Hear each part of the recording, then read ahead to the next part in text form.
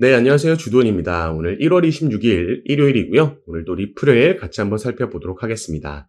자, 오늘도 어제와 마찬가지로 시장에 큰 움직임은 나오고 있지 않습니다. 고가가 4,704원, 저가는 4,663원으로 최 50원도 되지 않는 위아래 변동성이다. 이 변동성이 많이 줄었다라는 걸 알 수 있는 거죠. 그래서 우리가 최근 리플의 흐름을 보면요, 이런 고점이 낮아지는 하락 추세 채널 안에서 움직이고 있다라고도 볼 수 있겠고, 최근 줄어든 변동성으로 인해서 이런 삼각 패턴도 가져가고 있다 볼 수 있죠. 그리고 또 한 가지는 이런 박스권 형태도 형성하고 있다. 어쨌든 횡보하고 있다라고도 볼 수 있는 건데, 이 세 가지 모두 가지고 있는 공통점이 바로 이 윗라인, 저항 라인을 돌파해주게 되면 우리가 추가 상승을 기대해 볼 수 있다라는 겁니다. 당장 이 라인이 최근 만들었던 고점 라인이 리플의 새로운 신고가이기도 하기 때문에 이 위로 또 넘어가게 되면 쌓여있는 매물이 없다라는 걸 우리가 알 수 있고요. 쌓여있는 매물이 없다라는 건 그만큼 빠른 움직임, 변동성이 나올 수 있다라는 걸 뜻하는 겁니다. 그리고 여기에 영향을 줄 수 있는 게 아무래도 이 거시적인 이슈인 미 연준에서의 금리 결정이 되겠죠. 그런데 사실 여기서도 우리가 좀 더 자세히 알아보자면 1월 30일 새벽 4시 이 금리 결정 이전에 12월 달에 EOBP 그러니까 0.25%를 인하했기 때문에 현재 4.5%인데 시장의 이번 예측치도 마찬가지입니다. 그 말은 동결이 나올 거다라고 예상하고 있는 거고 이 시장의 예측치대로 나와준다면 아무래도 여기에 대한 영향은 크게 나오지 않을 거다 예상할 수 있죠. 단기적으로 하락이 나온다라고 해도 끌어올릴 가능성이 높습니다. 그래서 이전과 비슷하게 우리가 주목해야 되는 건 이 금리 결정하고 나서 이어지는 파월 의장의 기자회견입니다. 12월 달에도 이때 비록 금리를 인하했지만 이어지는 파월 의장의 기자회견에서 상당히 매파적인 그러니까 2025년도에 금리 인하 횟수가 확 줄어드는 모습을 봤기 때문에 시장이 하락했던 거죠. 그래서 이번에도 기자회견에서 이제는 트럼프 대통령이 취임을 하고 나서기 때문에 과연 또 한번 매파적인 발언을 할지 아니면 조금 여기에 맞춰가는 비둘기파적인 발언이 나올지에 따라서 시장이 방향성을 가지고 움직일 수 있습니다. 그래서 리플도 상단 저항 라인을 돌파해주면 추가 상승력이 나올 수 있겠지만 이 상단 저항 라인을 맞고 떨어지거나 돌파하고 다시 라인 안으로 들어오게 되면 우리가 추가 조정에 대해서도 미리 알고 대비해야겠다 말씀드리겠습니다. 그래서 단기적으로는 이런 이슈들에 우리가 주목을 해봐야 되는데 다만 우리가 단기적이 아니라 조금 더 길게 올 한 해를 바라봤을 때 이 전체적인 강세장을 봤을 때 이 트럼프 랠리에서의 주인공은 리플이 될 수밖에 없다. 제가 계속해서 말씀을 드렸습니다.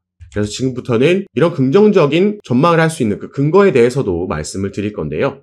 지금부터 말씀드릴 내용이 리플을 보유하고 계시거나 아니면 리플의 신규 투자를 고려하고 계신 분들께 가장 투자 판단하시는 데 중요한 내용이기 때문에 오늘 영상 꼭 끝까지 시청해 주시고 그 전에 밑에 있는 구독과 좋아요 버튼도 한 번씩만 눌러주시면 제가 이렇게 영상 제작하는 데 큰 힘이 된다는 점 먼저 말씀드리고 추가로 영상 밑에 더보기란 클릭하시면 제가 이렇게 저희 정보방에 참여하실 수 있도록 간편하게 링크를 만들어 놨습니다. 이 링크 클릭하시고 연락 주시면 제가 정보방 입장을 도와드릴 거고요. 정보방에서는 앞으로 나올 수 있는 이 시장의 변수들, 최근에는 거시경제 이슈들과 같은 이슈들이 있었는데 이런 이슈들에 우리가 어떻게 대응하면 좋을지 여기에 따라서 시장은 어떻게 방향성을 잡고 움직이고 그래서 이 부분을 모니터링하면서 여기에 따른 알맞은 대응 방법과 구체적인 타점까지도 공유해 드리면서 여러분들 매매하시는데 도움을 드리면서 함께 진행하고 있는 방이니까요. 이런 정보들 받아보시면서 여러분들 투자 판단에 참고하시고 매매 진행하시면 더욱 좋을 것 같습니다. 리플이 트럼프 랠리의 선두주자가 될 수밖에 없는 이유는 그만큼 탄압을 많이 받았기 때문이다라고 보도를 했습니다. 자, 이 탄압은 바로 SEC와의 소송을 얘기하는 거죠. SEC는 2020년도 12월 달에 리플에게 처음 소송을 제기했습니다. 그래서 이게 지금 무려 4년째 이어져 오고 있는 거죠. 자, 당시에 이 소송을 제기한 건은 XRP를 증권이다라고 SEC는 얘기한 거고요. 리플이 본인들에게 등록하지 않은 미등록 증권을 판매했다는 건으로 소송을 제기한 거죠. 이 SEC가 바로 증권거래위원회이기 때문에 리플뿐만 아니라 대형 거래소들인 바이낸스나 아니면 코인베이스에게도 소송을 제기를 했고요. 그래서 이 소송을 통해서 코인 시장 전체를 증권으로 본인들의 관할 아래로 가져오려는 수작을 부린 겁니다. 하지만 이 부분이 전부 물거품이 됐죠. 일단 리플과의 소송에서 약식 판결문이 7월 달에 나왔고요. 이때 분리 판결이 나왔습니다. 그래서 1차 시장과 2차 시장을 분리해서 판결했는데 1차 시장, 기관들에게 판매된 XRP는 증권이다. 그리고 2차 시장, 개인들에게 판매된 XRP는 증권이 아니다라는 판결이 나왔습니다. 시장은 당시에 여기에 더 주목을 했죠. 거래소에도 판매된 XRP는 증권이 아니다라는 판결을 듣고 나서 당시에 리플이 급등하는 모습을 우리가 확인을 했었습니다. 그런데 이때 급등을 했다라고 해도 1,000원대를 찍은 거였고 이 이후에 SEC가 여기에 대한 항소를 하면서 이걸 다시 반납하는 모습이 나왔었죠. 지금 약식재판 판결문이 나왔을 때보다 이 소송 리스크에서 해제될 수 있다. 지금 이 소송에서 리플의 승리가 거의 확실시 되고 있기 때문에 이런 상승력, 이런 가격대까지 와 있다라는 겁니다. 자, 트럼프가 당선되고 나서요. 당선되기 전에 여러 암호화폐 관련 공약들을 내놨을 때 그 첫 번째가 바로 SEC의 위원장을 교체하겠다라는 거였습니다. 그리고 당선이 되고 나니까 SEC 위원장이 직접 사의를 표명했고 그래서 1월 20일 날 교체가 될 예정이죠. 이 차기 위원장도 이미 임명이 완료가 됐고요. 이는 친암호화폐적인 인물로 지금 임명이 된 상황입니다. 그렇기 때문에 이 소송건도 합의로 끝나든 아니면 SEC 측에서 자체 취하하든 둘 중에 하나로 결국에는 종료가 될 거라고 시장은 거의 확신하는 분위기고 이게 소송이 진행됐던 만 4년 동안 리플은 여러 호재 소식들이 있었고 사업적인 측면에서도 그 사업들을 다각화하면서 괄목한 성과들을 내놨었지만 그게 시세에 반영되지 않았던 이유가 바로 다 이것 때문이었던 거죠. 그래서 탄압을 많이 받았었는데 이제는 이 부분이 해소될 거기 때문에 내년까지 이어지는 이번 암호화폐 상승 사이클에서 가장 큰 랠리를 보여줄 수 있겠다 우리가 기대해 볼 수 있는 부분입니다. 자, 이 소송이 종료됨에 따라서 그럼 리플이 이제 어떤 재료들을 가지고 랠리를 만들고 상승 모멘텀을 만들지 우리가 살펴볼 필요가 있겠는데요. 그중 첫 번째는 바로 이 IPO라고 볼 수 있겠습니다. 트럼프 당선으로 인해서 암호화폐 기업들의 IPO 가능성이 커졌다라고 나와 있는데 자, 우리가 용어를 하나 말씀드리자면 ICO는 XRP와 같은 이 코인이 거래소에 상장되는 것을 의미합니다.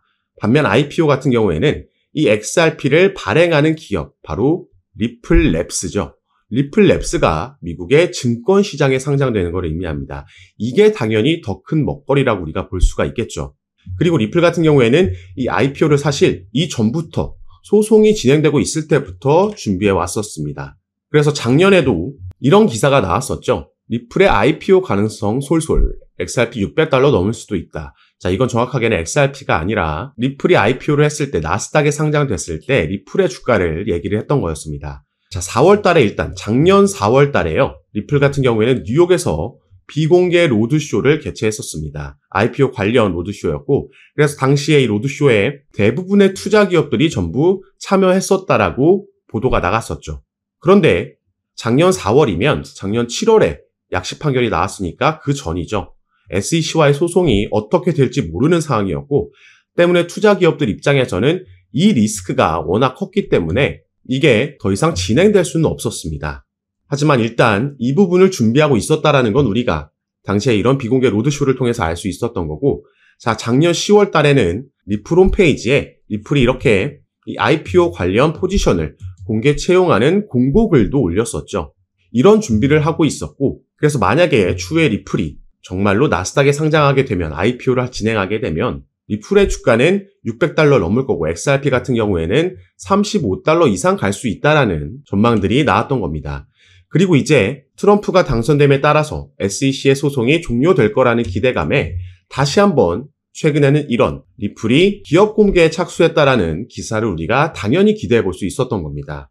이게 충분히 내년에도 진행 가능성이 있고 조금 더 구체적인 소식이 들려온다면 이건 정말 리플에게는 폭등 재료가 돼줄 수 있는 그 첫 번째 요인이 된다라는 거죠. 그리고 또 한 가지는 리플이 10월 달에 발표했었던 바로 이 수탁 서비스가 되겠습니다. 자, 리플은 작년부터 무려 2개의 수탁 기업을 인수를 했습니다. 이걸 전부 현금으로 인수를 했었고 당시에 메타코라는 가장 먼저 스위스 기반을 둔 수탁 업체를 인수하면서 주목을 받았었는데 자, 일단 이 수탁 서비스가 뭔지부터 우리가 알아야겠죠. 밑에 보시면 이 수탁 서비스, 영어로는 커스터디 서비스라고 하는데 이건 디지털 자산을 보관할 수 있도록 지원하는 서비스. 은행과 핀테크 고객이 디지털 토큰을 보관하고 유지할 수 있도록 하는 다양한 기능을 제공하는 겁니다. 그래서 마치 은행과 같은 역할을 할 수 있다라는 거죠. 아까 말씀드렸던 메타코라는 스위스 기반의 커스터디 업체를, 기업을 인수했을 때는요. 이미 메타코가 보유하고 있던 고객들이 꽤나 세력급이라고 볼 수 있는 대형 기업들이었고 이제는 이 기업들이 리플의 고객사가 된 겁니다. 그런데 여기서 더 중요한 건 바로 이게 블랙록과 연관이 있기 때문이죠.